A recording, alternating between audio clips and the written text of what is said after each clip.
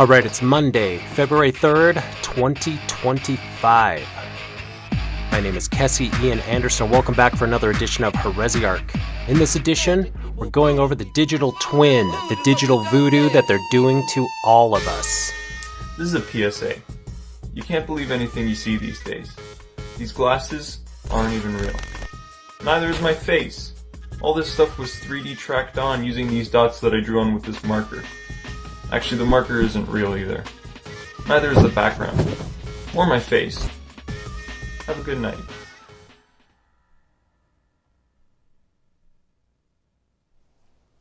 This is the construct.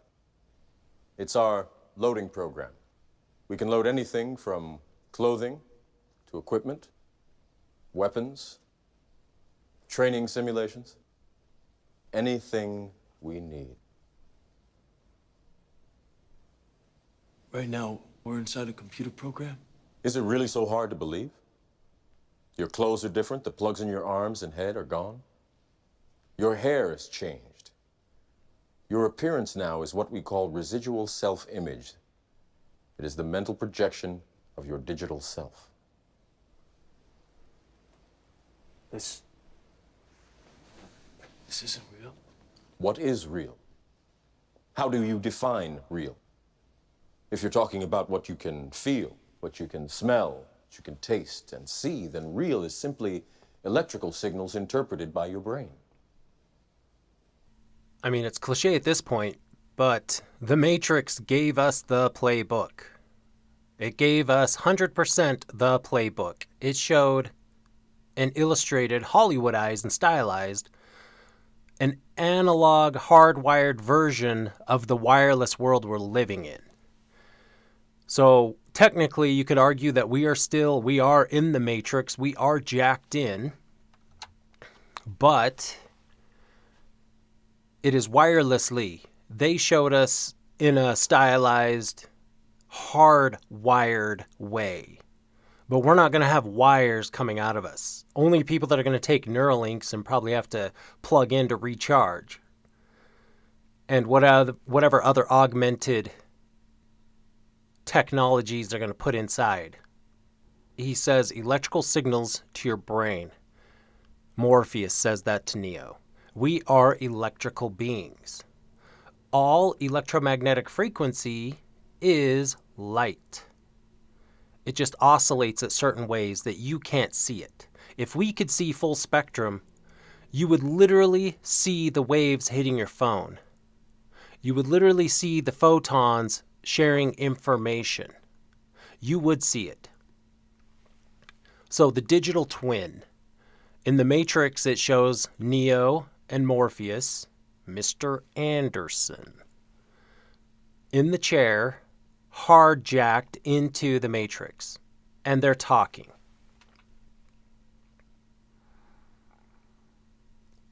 While they're hard jacked, they're able to share information mentally. That is the digital, they're in the digital realm.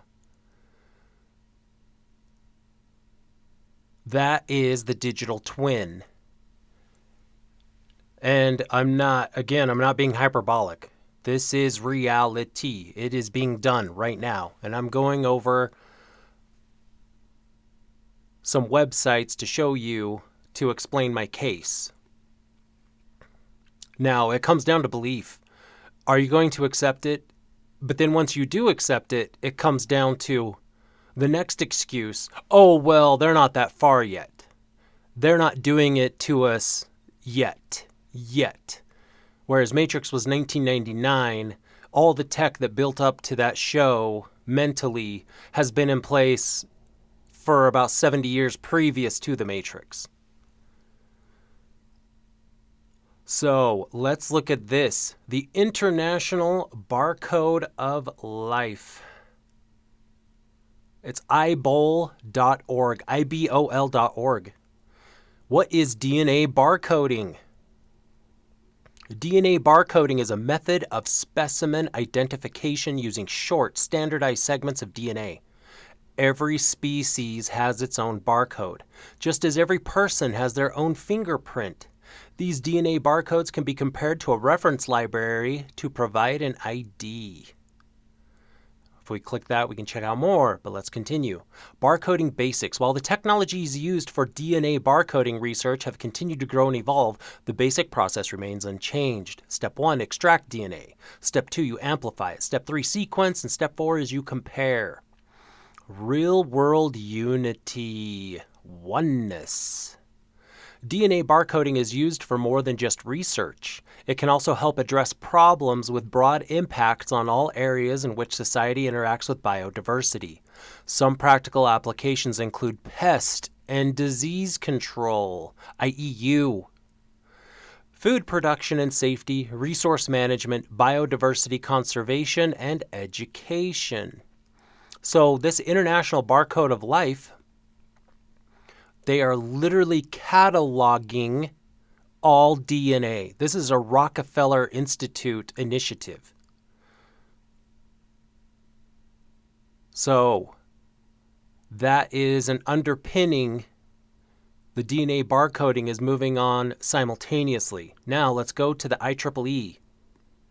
IEEE.org. Transhumanism, where physical and digital worlds meld. New white paper explains how augmented machines and augmented humans will represent physical reality. Again, that is a synopsis, that's a summary of the scene we watched between Neo and Morpheus.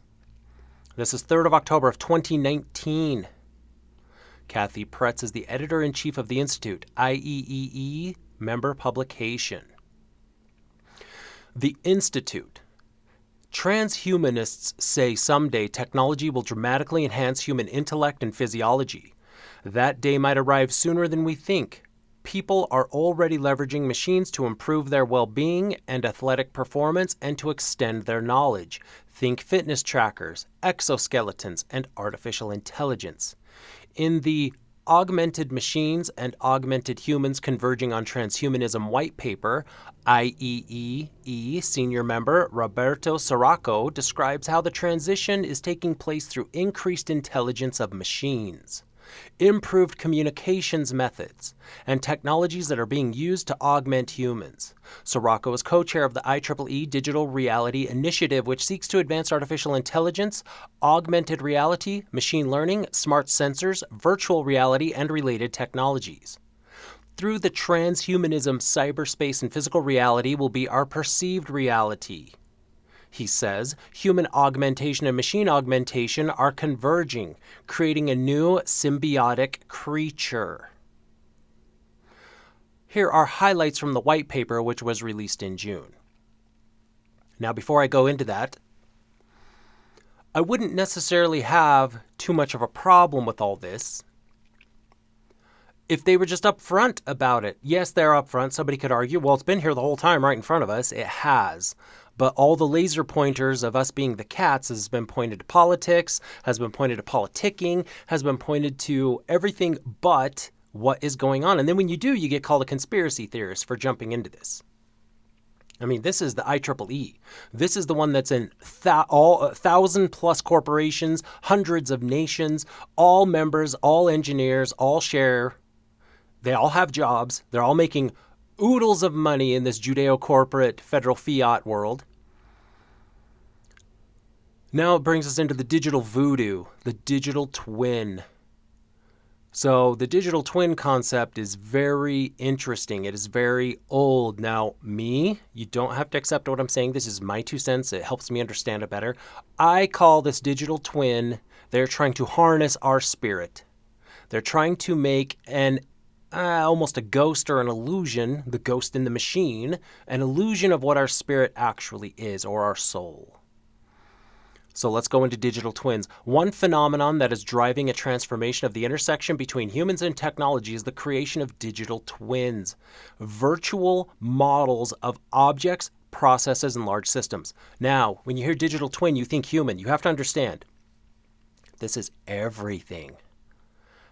Everything has its digital twin. So UCC, Uniform Commercial Code, or Universal Commercial Code.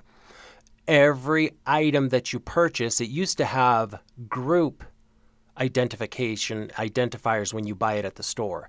Now each individual product for logistics and shipping can and is being marked. So let's say you buy something, if you're a lady, Victoria's Secret, and you buy yourself a bra. Well, that bra itself has its own identifying marker. Then when you buy it, the RFID chip inside of it, if I wasn't banned on Facebook, I could find that clip that I posted.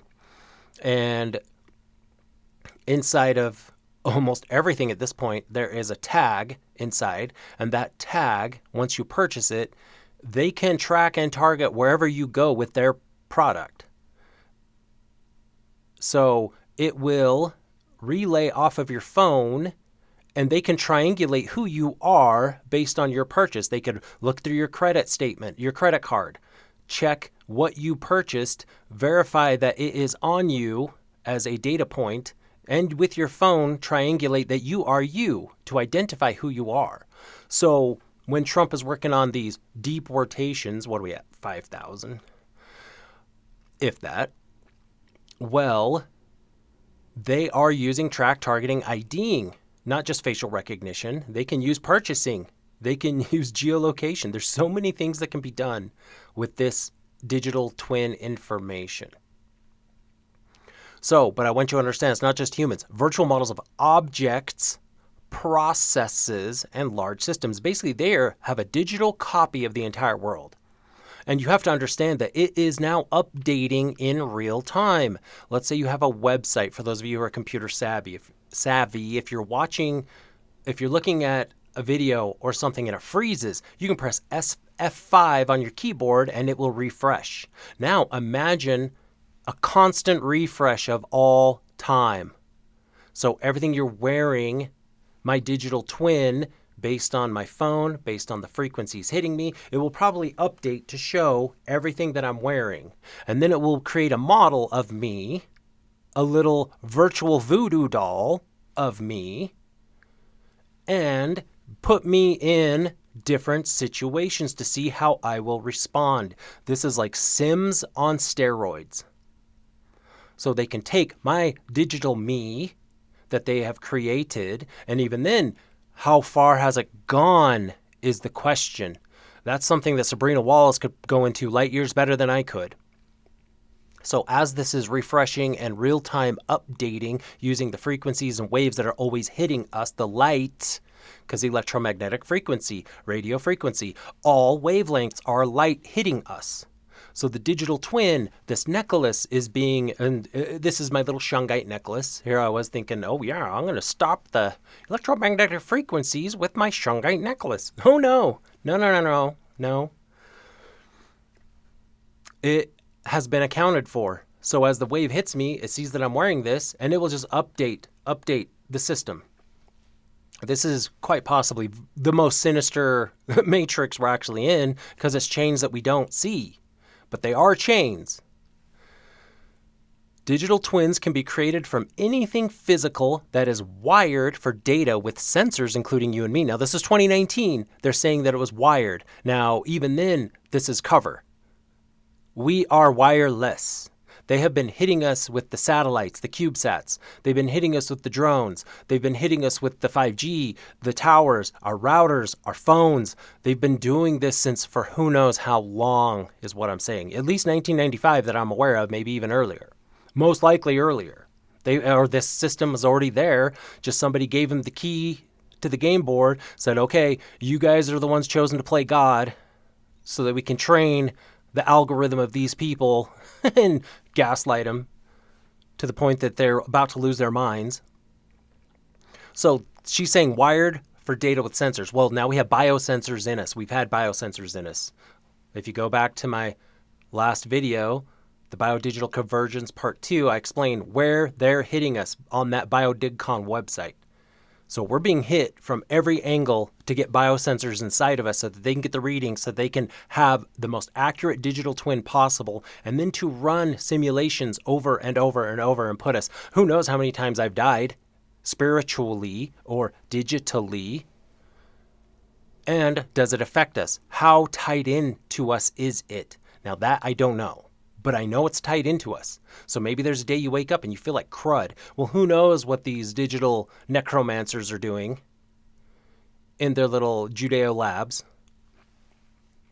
So here we go. As sensor coverage and analytics have improved, digital twins are able to better match the characteristics and behavior of their real-world counterpart, in many cases responding to changes as the real thing would.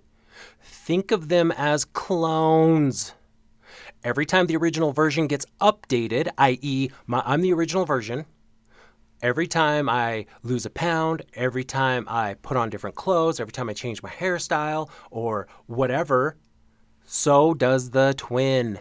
A high-fidelity twin can remain in sync with the physical entity as sensors detect changes. A good digital twin has the ability to shadow the evolution of its physical twin. Okay, do you understand what this is? And these people, the IEEE, these people have it in place. So now it's just up to you. This is fact. This is real. It's just up to you on how far you're willing to accept they've gone with it. But even then, it doesn't matter. I am a big believer in psychosomatic. I am a big believer in PMA, positive mental attitude. Push your mind. Fight with your mind. Is that possible? Synthetic telepathy or natural telepathy yourself to have them, to stop them from what they're doing and what they're accessing inside of us. Whether it's piloerection or just sheer brute force will, try to fight back. Oh, but they're doing it for our health. They're doing it for the goodness of us. It allows them to, and if that's what they were doing, if they were crossing digital bridges in advance to see what our end game could be and how things could be better for us, then maybe I wouldn't care so much. But they're not open about what they're doing. So Sirocco envisions physical and digital twins becoming even more closely linked. The boundary between humans and machines will become fuzzier and fuzzier, leading to a fusion between a digital twin and its physical twin, he writes. The resulting reality, the one that we will perceive, will exist partially in the physical world and partly in cyberspace. Now that is augmented reality. And then they're going to try to con you. And I'm saying it's a con right now. I'll be on record. So when I go in for my Noah Hyde Law judgment, I am on record saying that it is a con to get you to upload yourself because, oh, your digital twin is just like you. Whereas I'm arguing it is a black mirror. It is not you. It is a very sophisticated, external, cataphatic you, but it's not you. I will not believe that they can duplicate the soul. Smarter machines. Sirocco says there are 4 types of intelligence that can make machines smarter by taking advantage of digital twins. So it sounds to me like this is just a parasite operation to allow the machines to drastically improve. But are they going to help us? Are they going to be putting the fallen angels, the fallen souls that didn't come through birth into these things? Sorry, I go off on my little metaphysical, esoteric takes. Embedded, shared, collective, and emerging. He uses self-driving cars to explain his point. Embedded processing capabilities can enhance both the physical twin as well as its digital counterpart. For self-driving cars, that can include providing the vehicle with awareness and understanding of its surroundings. So it sounds to me like they want a hybrid. It's using the machine is running, but then they can tap into parts of your brain and to use your, I guess, memory, your muscle memory, your mental memory, so that it can offload some of the processing burden onto you since you've already kind of got the local algorithm in place of your surroundings. You're familiar with where you're at. For self-driving cars, that can include providing the vehicle with awareness and understanding of its surroundings. Intelligence also can be pooled. Thanks to sensors that allow vehicle-to-vehicle communication among autonomous cars, the vehicles will be able to navigate more safely because they will share information with each other, Sirocco says. As with bee colonies, the hive mind, the links and interactions between individuals can give rise to emerging intelligence. Now again, emerging Remember, everything you're going to read, oh, it's an emerging technology. Don't mistake that for meaning it's not here. It's already emerged. It's already done. It's just whether or not you want to put a little bit more icing in one spot or you want to put a swirl in a different spot. It's already done. The cake's baked. The icing's on. Everything's being done. So now they're just messing with the accents and the ornamentation. That's it. So when you hear emerging, it's been done. It's done. It's been here. It's being ran. Don't mistake emerging for the shills that say, well, it's not out yet. It's not here.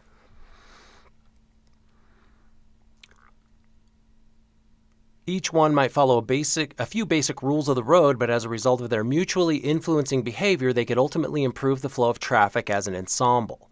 Machines will gain awareness by learning how to deal with situations, Sirocco says, adding that eventually they will also be able to predict how the situations will evolve. For example, he says some machines could sense the emotional states of people in a crowd by observing their faces and behavior. Better figure out how to use that poker face. In this sense, he writes, we can say that a machine can read our mind. Well, he's not taking it far enough, purposefully. They can read our minds right now. Because we emit electricity when we think. So whoever's reading my mind is probably thinking, holy snap, this dude has some hatred. As robots and other machines become more software-driven, they will be able to adapt to situations and change their behavior accordingly, he says. Imagine infiltration. Imagine Terminators that can adapt and win you over. I do believe clones are real. That's old tech. They've maxed this out. Now using this, now they're trickle-truthing us. The term I want to give you is trickle-truth. What is trickle truth? Well, in the relationship game, trickle truth is when something sketchy happens and your partner or somebody else gives you varying degrees of truth depending on how safe they think their response will be. That is trickle truth. They don't give you the full thing. They slowly ease you into the truth. Slowly. Augmenting humans. People today are enhancing their physical performance with exoskeletons and smart glasses. And Sirocco envisions further extensions of our physical and mental abilities. Well, here we are right now. We've got people with Neuralinks. How many have they done since the flagship one quadriplegic dude? I mean, they've probably got thousands upon thousands of Neuralinks already. I will argue Elon Musk has had one for easily a very long time, just the way he's kind of stilted and halted in the way he speaks.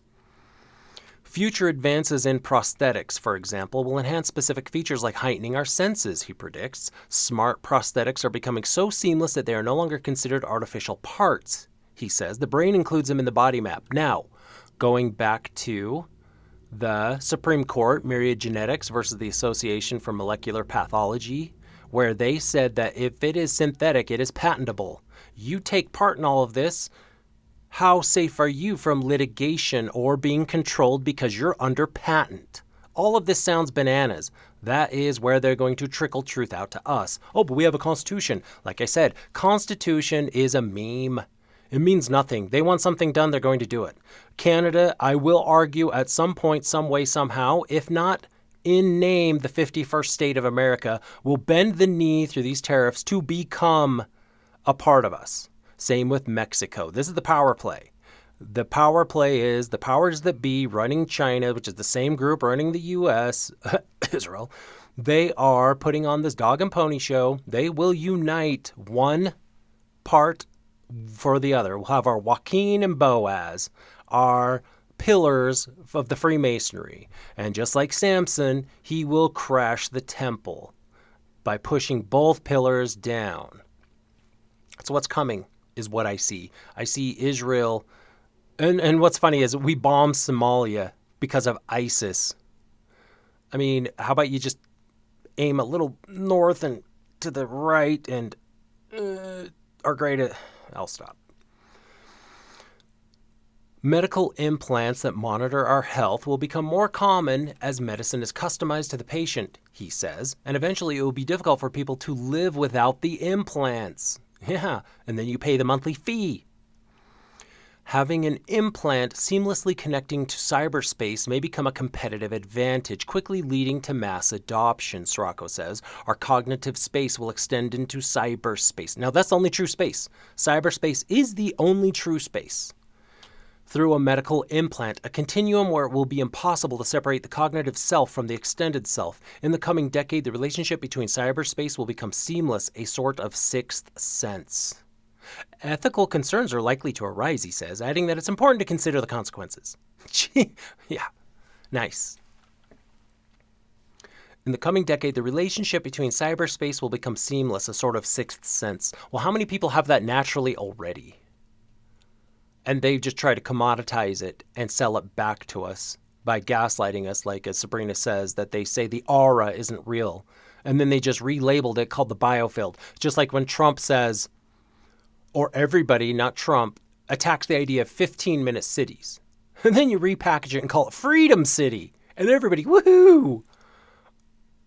And then everybody's against. I remember back in the day when the Amero was on the table with George Bush. They were going to look at a North American Union of Mexico, Canada, and the United States. They're going to adopt a currency called the Amero as a response to the euro. Well, that's terrible. That's bad. Oh, but then they took all of our digital twins, ran them through some game theory and said, well, what if we call it the 51st state? And look, now everybody's, because they hit from the right instead of from the left, people's guards are down. It's the same game. They want us to form a massive union, but instead of the Amero, they'll just have a CBDC. Oh, but Trump said he doesn't want CBDC. It doesn't matter if it's a digital currency. It doesn't matter what you call it. They'll probably even call it the Amero or XRP, Amero coin, or Fed coin, or whatever you want to call it. It doesn't matter. If it's digital, it is digital, and it's going to unite us all. Now, I will say if Trump uses these tariffs as the excuse that he's floated it out that we're not going to pay income tax, I'm in. I'm done. Oh, then all the Redditors are going to come in and cry. But then you're just going to pay taxes and higher purchasing of food and everything will cost more. Yes, but at least I am in control of what I'm going to choose to buy. I don't have to buy something that they outpriced me on. So I'm technically going to be in control of my taxes. So I can live very Spartan if I have to. Now, let's go to, so this was the IEEE. This is the think tank. Let's see it in practice, this digital twin. And for that, we're going to go to IBM. IBM. What is a digital twin? What is a digital twin? A digital twin is a virtual representation of an object or system designed to reflect a physical object accurately. It spans the object's life cycle, is updated from real-time data, and uses simulation, machine learning, and reasoning to help make decisions. I wish they would have put an Oxford comma there. Anyway, machine learning and reasoning to help make decisions. So, digital twin. Right now, when I put my clothes on, my digital twin updated in real time. This necklace has been on my digital twin for the better part of a year because I buy into I want to pretend that Shungite matters. My shirt, my pocket square, etc. All of this has been digital twinned and updated. So how does a digital twin work? The studied object, for example, a wind turbine. And again, it's not only human. Every item is now digital twinned. They've got a digital replica of whatever's on the surface of the earth, possibly inside as well, using LiDAR and whatever else frequencies they can map. For example, a wind turbine is outfitted with various sensors related to vital areas of functionality. These sensors produce data about different aspects of the physical object's performance, such as energy output, temperature, weather conditions, and more. The processing system receives this information and actively applies it to the digital copy. After being provided with the relevant data, the digital model can be utilized to conduct various simulations, analyze performance problems, and create potential enhancements. The ultimate objective is to obtain valuable knowledge that can be used to improve the original physical entity. So this is all game theory. They are running war games on a global scale. So they know in advance if we had mutually assured destruction. They know in advance what would happen should they pull the trigger. And so hopefully people running the show care enough to not allow these things to happen. So digital twins versus simulations.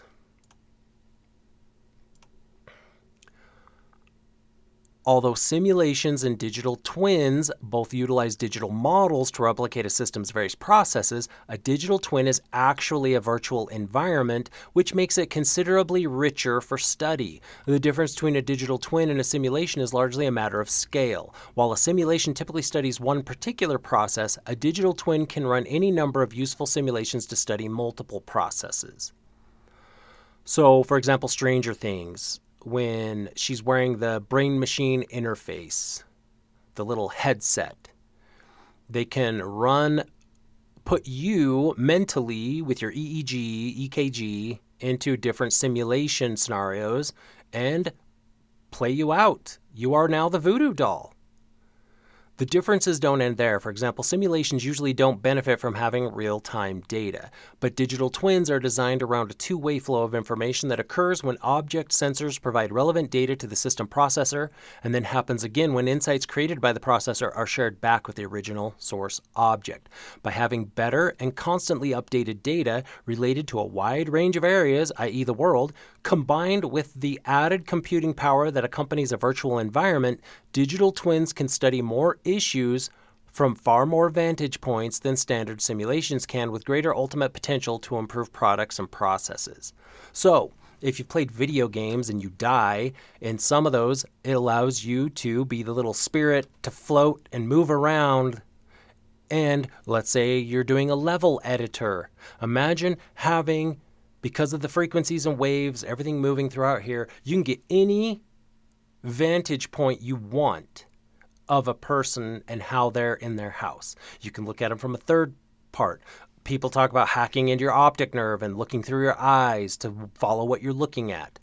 They can follow you, and whatever you do, you want to look third person. You want to look from a different angle, want to look from the floor, want to look from the ceiling, corners. That's all possible. They can freeze frame it and move around. So types of digital twins. There are various types of digital twins depending on the level of product magnification. The biggest difference between these twins is the area of application. It is common to have different types of digital twins coexist within a system or process. Let's go through the types of digital twins to learn the differences and how they are applied. So component twins or parts twins.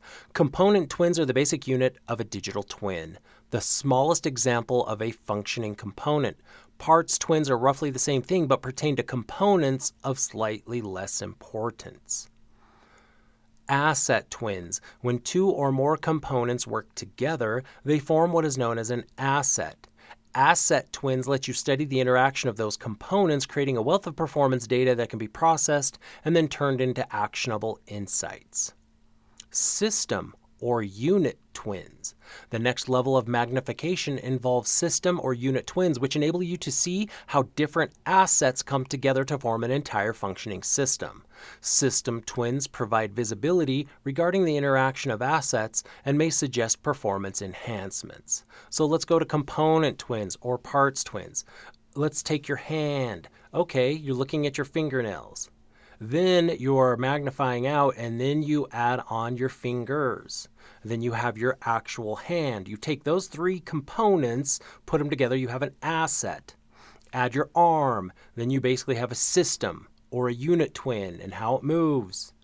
So basically, as you add more components, it equals an asset. Multiple assets create systems or unit twins. Now let's look at process twins. Process twins, the macro level of magnification, reveal how systems work together to create an entire production facility. Are those systems all synchronized to operate at peak efficiency, or will delays in one system affect others? Process twins can help determine the precise timing schemes that ultimately influence overall effectiveness. So let's take multiple systems, you create processes. Now add multiple processes. That's the next step. History of digital twin technology.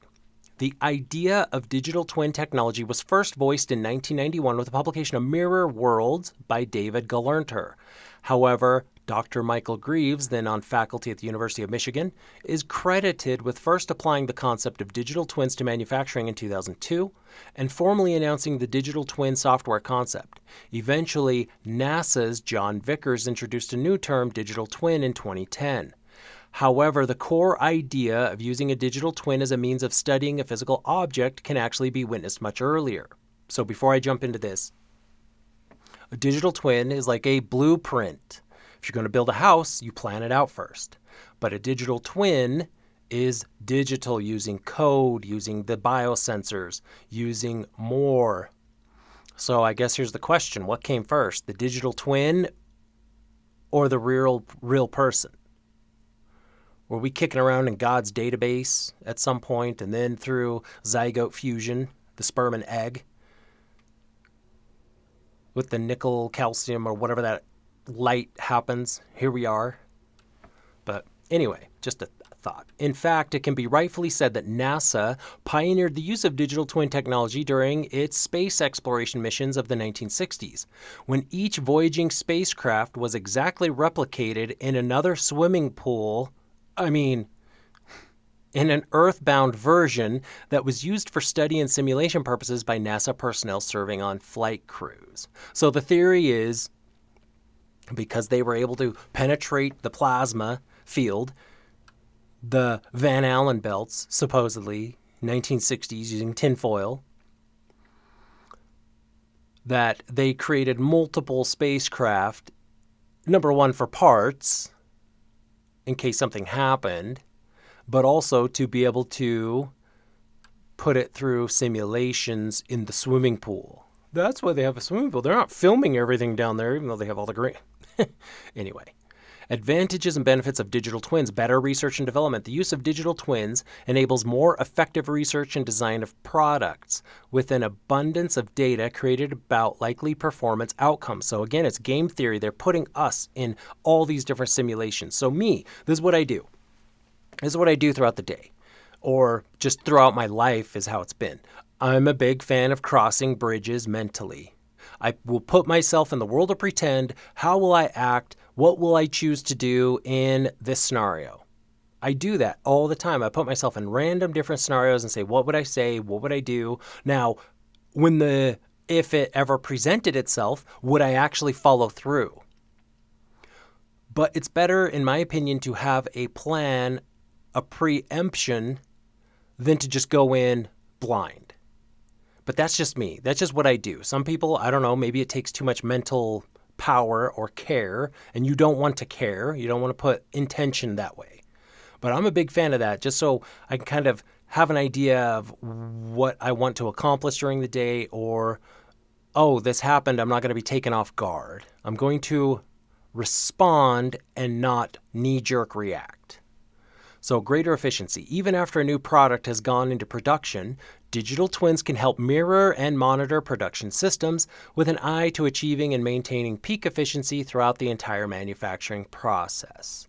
Product end of life. Interesting.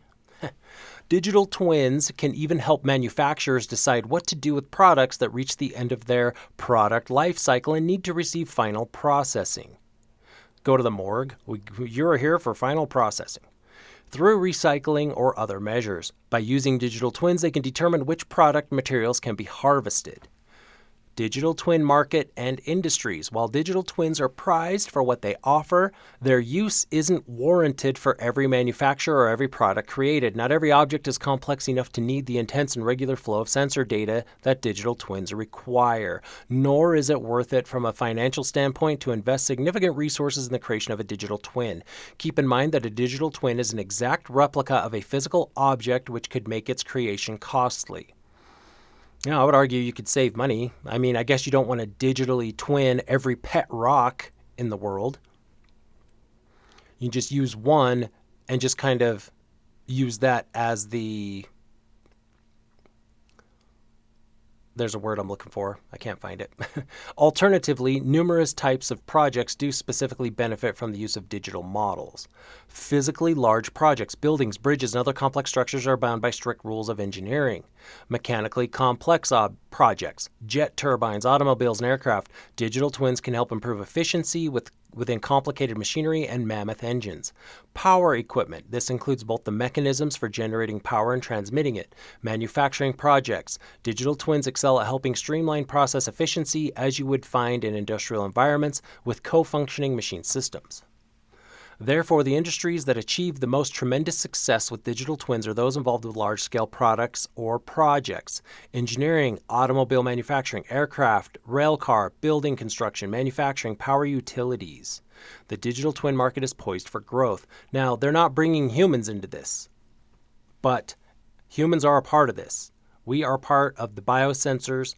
We have everything in us, everything around us that needs to be done to include us in the digital twin market. And it is. They have world population simulators that they are running game theory on. The rapidly expanding digital twin market indicates that while digital twins are already in use across many industries, the demand for digital twins will continue to escalate for some time. In 2022, the global digital twins market was projected to reach USD $73.5 billion by 2027. These are jobs. Again, this is real because there's money being transacted. Now, I guess that's not a perfect metric because there are a lot of people that do a lot of metaphysical woo-woo foo-foo, and money changes hands by being a grifter and a con artist. But IBM, they wouldn't get involved if they weren't making money and value for shareholders. Improving manufacturing efficiency with digital twins. The use of end-to-end digital twins lets owners and operators reduce equipment downtime while upping production. Discover a service lifecycle management solution created by IBM and Siemens. So again, power generation equipment, structures, manufacturing, healthcare. Just as products can be profiled by using digital twins, so can patients receiving healthcare services. The same type system of sensor-generated data can be used to track various health indicators and generate key insights. Now, it's sad to say, but we as humans aren't as unique as I would like to pretend. We are very, very basic, and they know how to play into us perfectly. We all have to eat. We all have to breathe. We all need sleep. We all need food. We all need heat. All the hierarchy of needs. But that's it. That's the base. And they know how to take advantage of us. So I get the definition of insanity, doing the same thing over and over and expecting a different result. I get bored very easy in a lot of ways. So if I'm doing the same thing and it doesn't serve me, I won't keep doing it. Now, if it does and I get a positive return, then I don't mind keeping to doing the same thing. That's when insanity works in your favor. Doing the same thing over and over because you're getting a positive result. So let's take diabetes. They know the life cycle of most diabetics. They know the life cycle of most cancer patients. They know when a patient presents with certain symptoms, they basically have a good idea. So with healthcare services using this digital twin, they can forecast and predict where this is going to go based on the patient, how they present, what's your body weight, what's your glucose levels, what's your cholesterol, what's your BMI, etc. What's your heart beat, your whatever that's called, systolic your blood pressure. There we go. Automotive industry. Cars represent many types of complex co-functioning systems. So basically take all this digital, take all this manufacturing, take all of this where they want to do their 15-minute urban planning using digital twins and throw you into it now. They have all the game theory, not just with this, but with you as well. They're telling us about healthcare services now because that's the big one. Everybody gets sick at some point over something somehow. So the future of digital twin. The future of digital twin. A fundamental change to existing operating models is happening. A digital reinvention is occurring in asset-intensive industries that are changing operating models in a disruptive way, requiring an integrated physical plus digital view of assets, equipment, facilities, and processes. Digital twins are a vital part of that realignment. The future of digital twins is nearly limitless because increasing amounts of cognitive power are constantly being devoted to their use. So digital twins are constantly learning new skills and capabilities, which means they can continue to generate the insights needed to make products better and processes more efficient, and your enslavement 100% complete. I threw that in. In this article on transforming asset operations with digital twins, learn how change impacts your industry. So that is that article, the digital twin.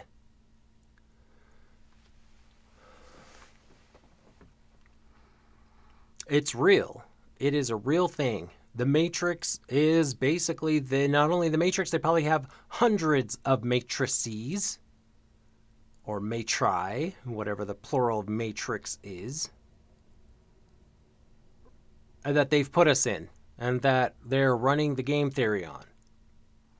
How many timelines have they gone out? Now add in the D-Wave computers, the quantum, where they dive into, in theory, and take resources from parallel universes, if you want to look at it that way. I will argue the same thing's going on. If we can reach out and touch them, they can reach out and touch us. So it's just a matter of, it's here. How far do you believe it is? Some people will look at what I'm saying. Oh, you're taking it too far. I don't think I'm taking it far enough. Some people go in that we are a simulation. Some people say, well, we are just sitting in the chair, and after we die, we'll wake up. And who knows? Is it going to be an inception moment where we're in a matrix of a matrix of a matrix? Who knows? I'm not one to say. I do like thinking about it. So that's the digital twin. Because we're loaded, chock full of biosensors. I even wonder if we need the biosensors at this point.